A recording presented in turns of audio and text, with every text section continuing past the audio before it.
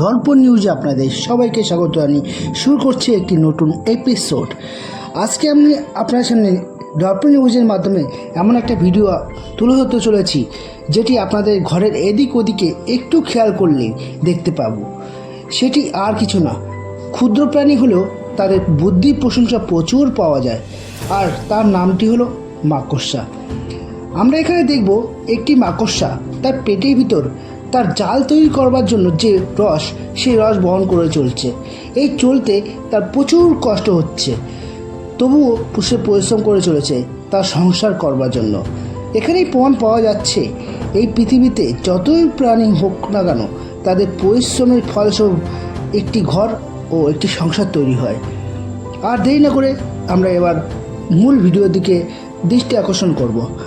আমাদের এই ভিডিওটি ভালো লাগলে শেয়ার করবেন এবং কমেন্ট ও লাইক করে আমাদের উৎসাহকে বাড়িয়ে তুলবেন।